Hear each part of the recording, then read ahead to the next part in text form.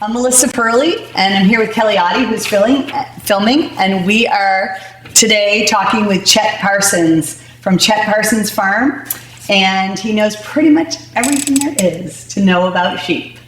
So, thanks for spending some time with us this afternoon. No problem.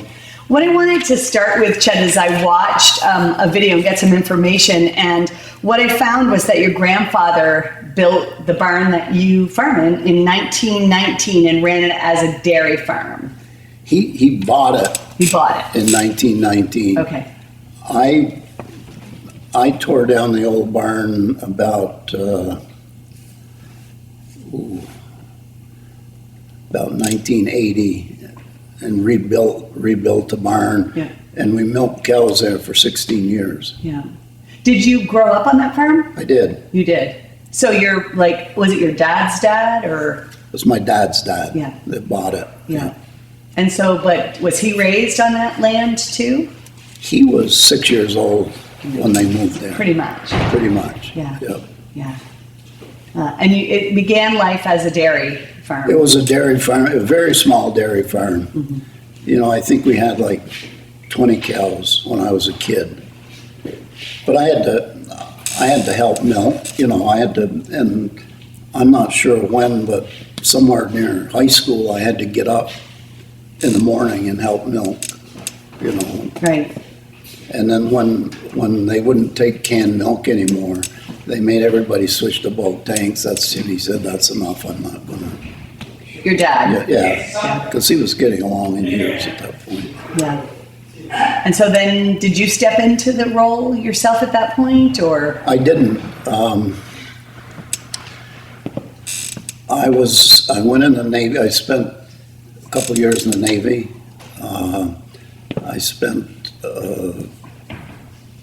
I got an associate's degree with New York University. What's the New York? In Delhi, Okay. New York. Okay. I went 2 years down there, and then I transferred back to UVM, and I finished up, got my bachelor's degree there. And then that's when I went back farming. Yeah.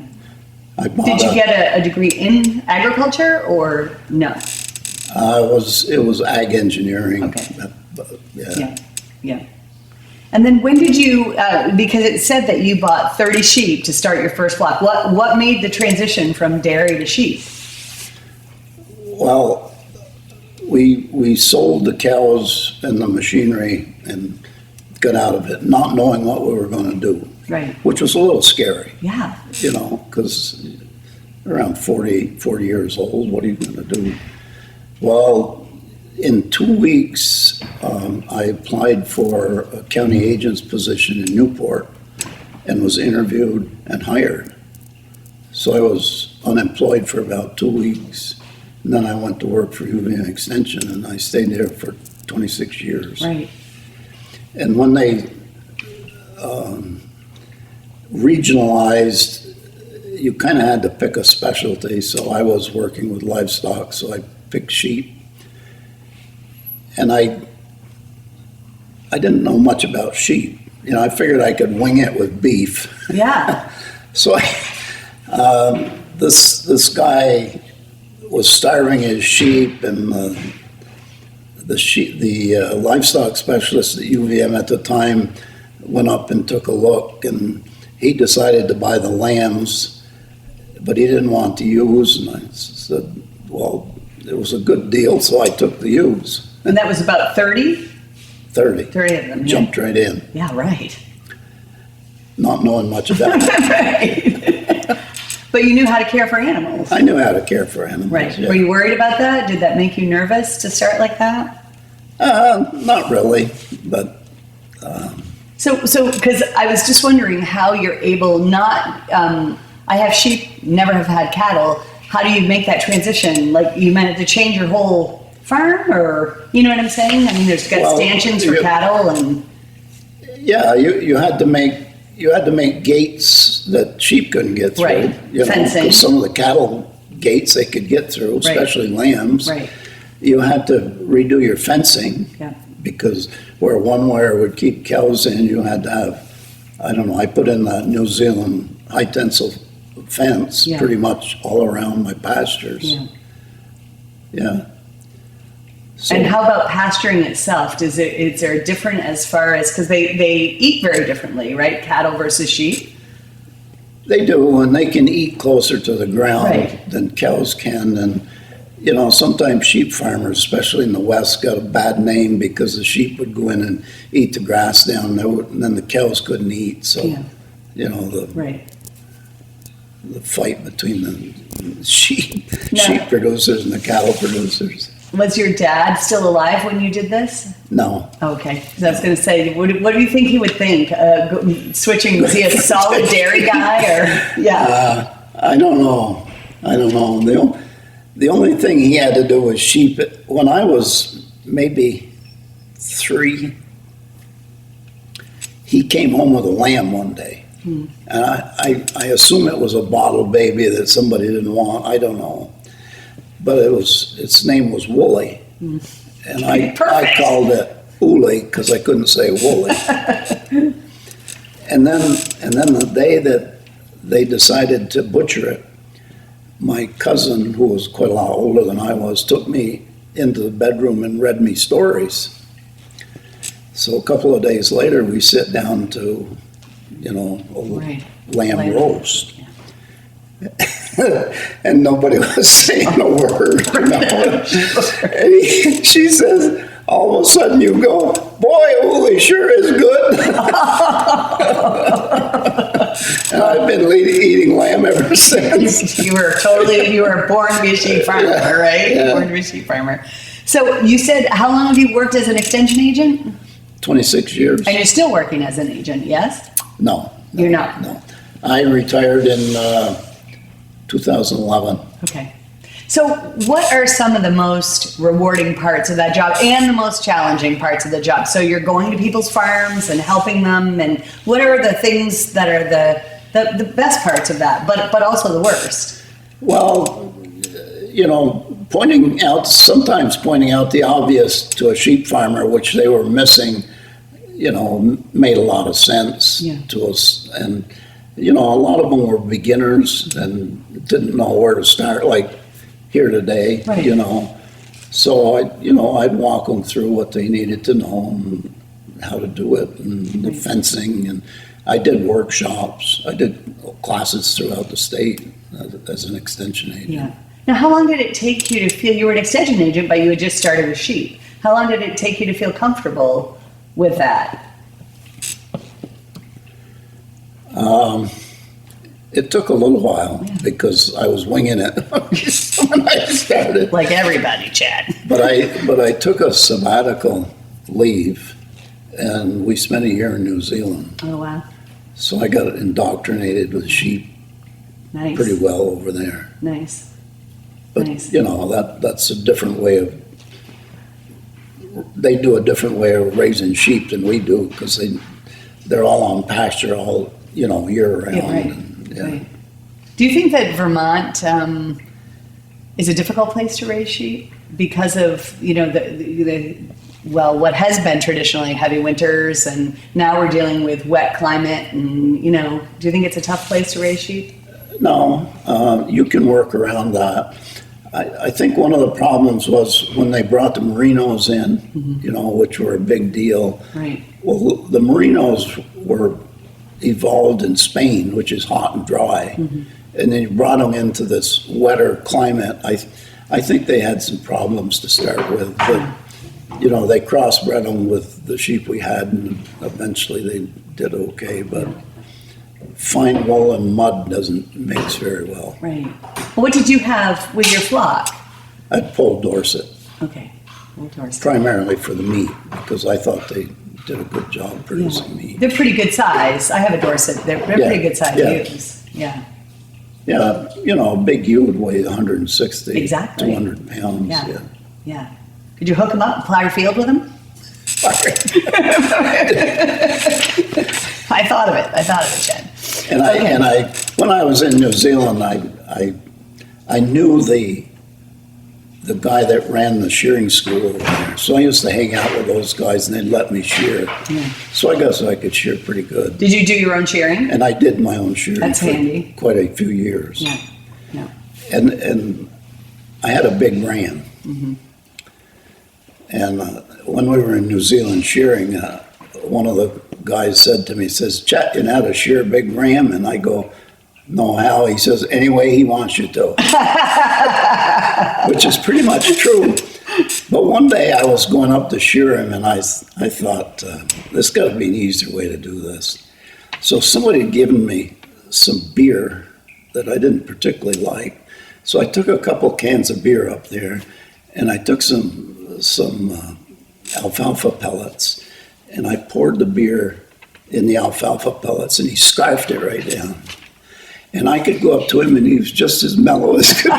He stood there just as quiet. I sheared him, I laid him down, and I sheared him, and he just lay. It worked pretty good. There you go. It did. See, you did figure it all out. Exactly. So, what about the challenging parts of it? So you must have run across, I would imagine, that you'd go to someone's farm and they weren't either feeding them well, or they weren't pasturing them well, or what was there a common thing that, especially early on, people would make mistakes doing? Well, you had two different people. Some would listen to what you said and do it, and others just kept on doing what they were doing, Yeah. which was kind of disappointing sometimes. But I worked with a lot of people who did what I told them to, and were. And another story was I was just why people buy sheep, and I was kidding, but I said, they'll pay attention to you. If you go out with some grain, they're your friends, And I found out later that this woman whose husband had had a heart attack, and he was having a real problem because he was home alone, she was working, and she took me at my word and got some sheep, and he was fine after that. Wow. He could go out and tend to the sheep and feed the sheep, and Gave him purpose. Yeah. Yeah. I believe that. So Chet, our podcast is about raising sheep and about educating people in different ways. We've done shearing, and we just went to Kelly's house and saw about she's building a new barn and new house, and what would you do if you could have the kind of say of what you did and things. And so I think about you starting with those 30 ewes. And do you think if you had to counsel somebody, would you say jump in with 30 or jump in with 3, or what would you say? I would say jump in with 3. 3. Yeah. Small. Yeah. It just, especially if you don't have the facilities, Right. because as your flock grows, your facilities can grow. You can start putting up fencing and get the barn fixed up and Right. figure out how you're going to lamb them. And Right. So start small. So do you feel like, your experience with dairy cattle helped you be able to have 30 to start with? Oh yeah, I mean they're ruminants. Yeah. They're smaller ruminants. You feed them forage, and Yeah. So a similarity. I there. mean, I've been around animals all my life, so Yeah. So you knew. it wasn't like I was jumping in not knowing what I was doing. Right. So I think what we'd love to do is kind of pick your brain a little bit and tell us some of the most important things that you feel in the husbandry of sheep, like a common error, a common, or things that someone who is starting with even 3 sheep, what would you recommend? Like some basic things that are going to be helpful to them. Well, keep track of, were you here this morning when I talk about feeling their back to see if they were Right. fat? I think that would be a good start, just to make sure that you're not getting them. I had a physician that did my annual physical, and he was always telling me, he says, you're doing pretty good. He says, but you're too fat. And that's just the way he said it. And his wife had 4 sheep, just pets. And I went up to shear them, and they were so fat that I couldn't bend them. It was an awful time shearing. I couldn't bend them to shear. And I said to her, I said, Mary, these are the fattest sheep I've ever sheared. She goes, well, John's the one that feeds them. Oh. He never said a word to me about being fat after. So when, like a common mistake, grain, Chet, is that a big sugar thing, or? Yeah, I mean, grain to a sheep is like crack cocaine. Right. You know, they just go crazy over it, and they're ruminants, so forage is better. Yeah. What about hay? Like, do you recommend a certain first cut, second cut? What do you suggest?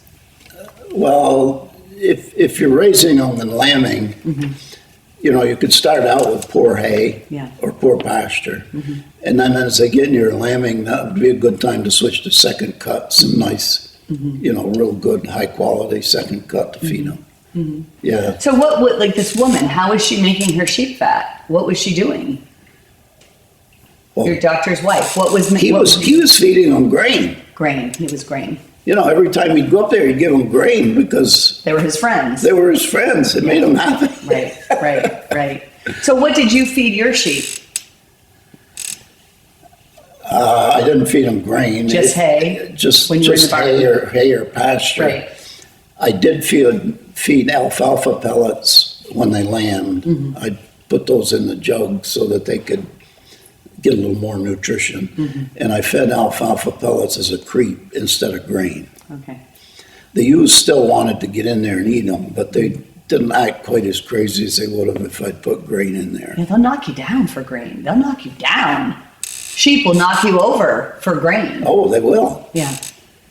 In fact, I think there's some story about some woman in England taking grain up on the edge of the cliff, and they pushed her over the cliff. Oh, I don't know Wow. if that's true or not. I I read that somewhere. Exactly. So anything else? Did you shear twice a year? Like, you know, I sheared once a year. just once a year. Yeah.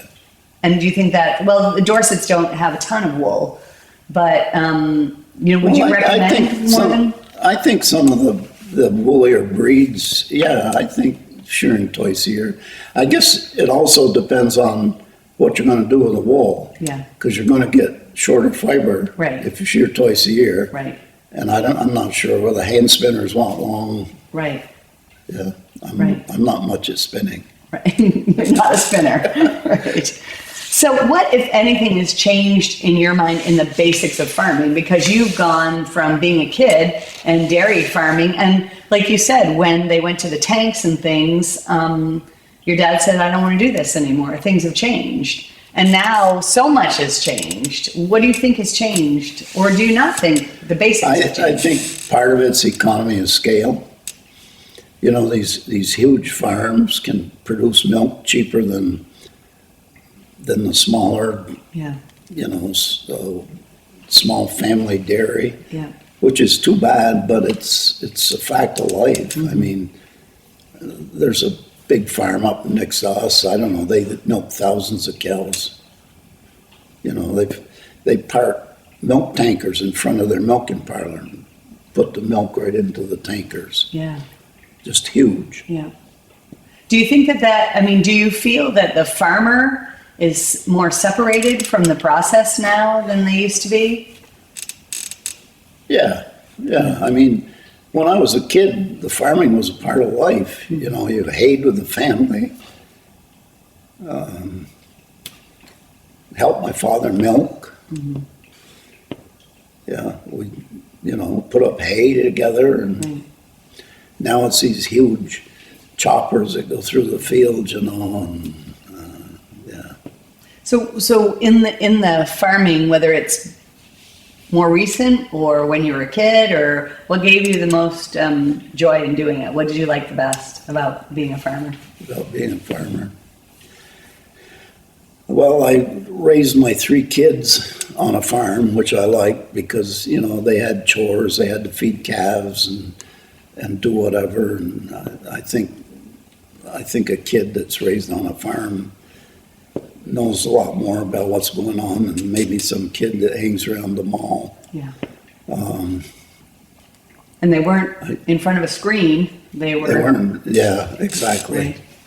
Yeah, they were playing outside and Yeah, fighting with the neighbor's kids, you know. Yeah. Yeah.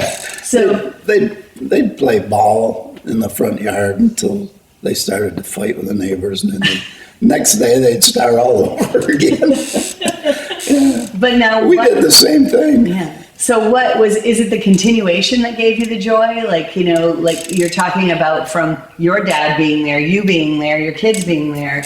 Is that my grandfather being there? Yeah. I mean, that line, you don't get that connection on these big farms. I mean, it's like going to a job somewhere and punching in a time clock. And I'm interested in that because I think to myself, I know how hard it is to farm, and I'm wondering, were you always glad that you did the extension thing, obviously, but I mean, you know, you didn't ever have to go to an office. You still could feed your own animals. And did you ever think, why am I doing this? Or did you think this is the best thing anyone can do?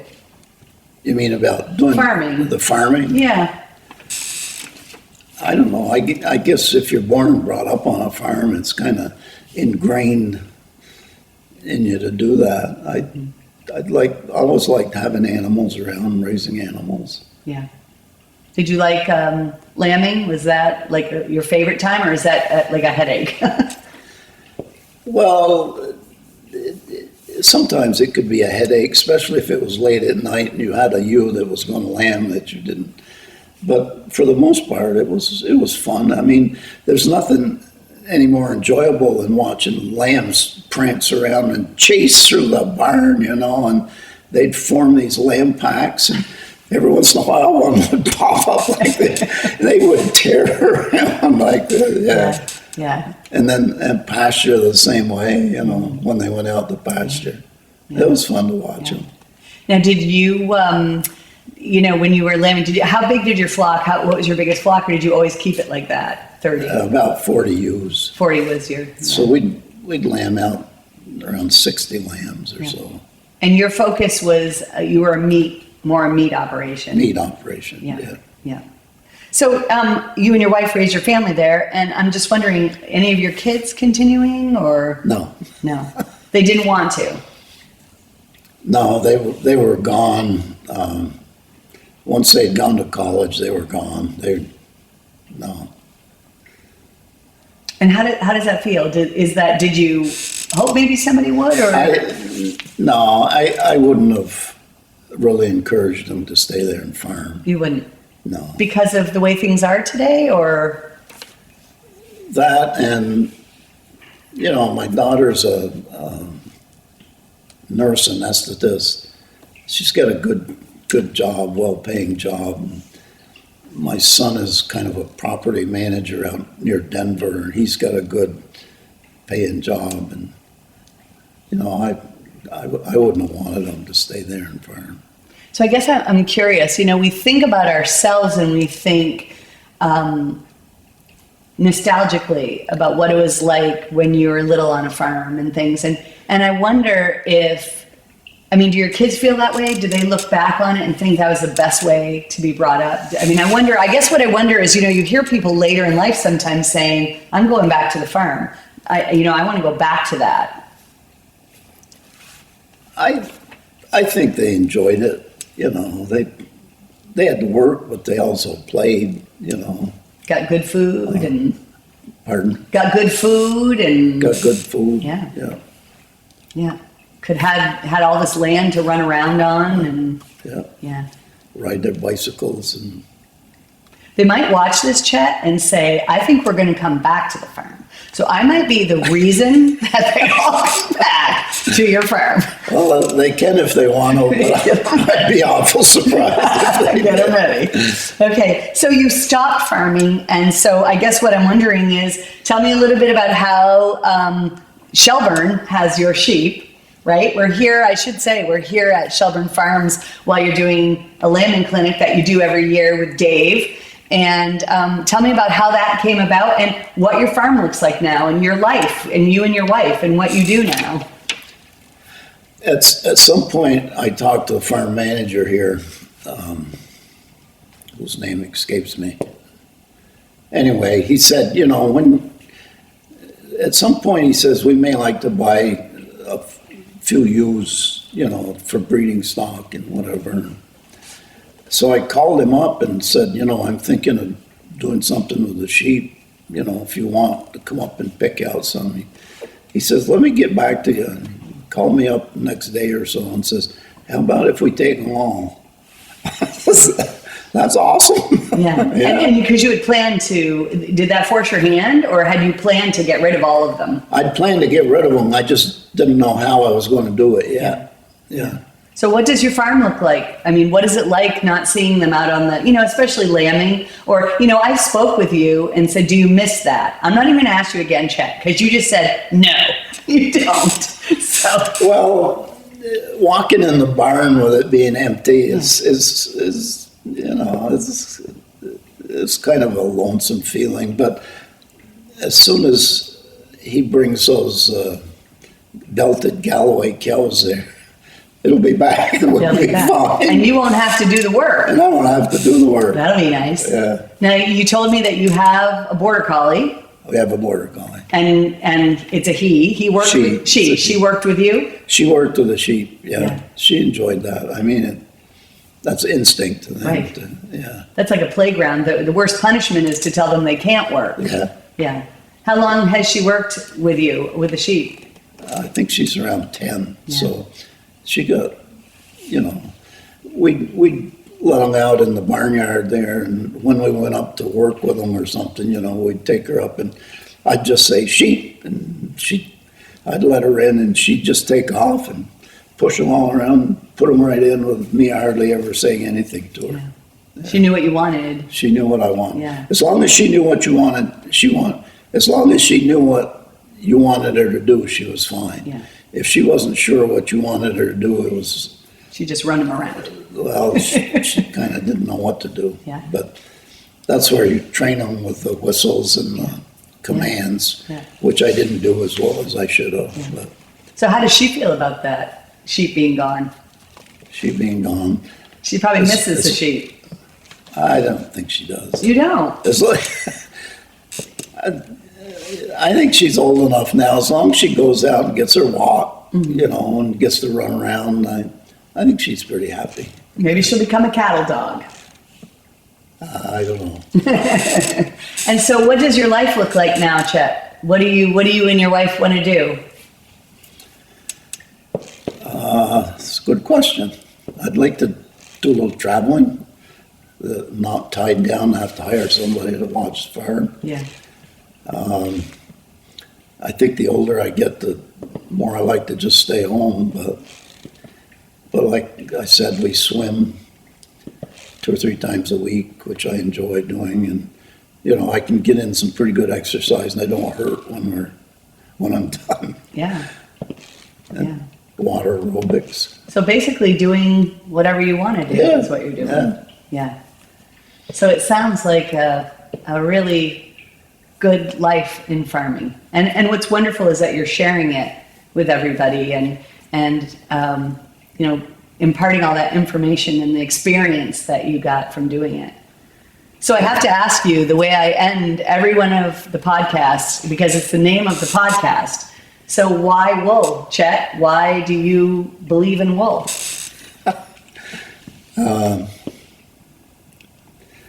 Well, I was in New Zealand, and they had this big table, huge table, and there was a big pile of wool on it, and it was wool from many different breeds of sheep. And you were supposed to go up there and sort it by breeds. And man, when I first looked at that, it all looked the same. You sort it. But after you've played around with it for a while, pretty soon you could start seeing, this is separate. Yeah. And pretty soon you could figure out how to do it, Yeah. which kind of surprised me. Yeah. Yeah. And you like working with wool and wearing wool. I notice you're wearing wool. I like wearing the soft wool. I don't like wearing the scratchy sweaters. Yeah. But you like it and appreciate it. I do. It keeps you warm. And what I think, to be honest, is I think that certainly value in dairy farming and all kinds of things, but because I like sheep farming and because you did sheep farming, I think when I listen to you, I think this is the best thing ever, and all these things that he's done and all this experience that he has. I appreciate you taking time to sit down with us. My pleasure. Sit down with us. I think you're the man to go to for sure. So I'm Melissa Purley and Kelly Oddie, and thank you so much, Chet Parsons, for joining us today. You're welcome. Why wool?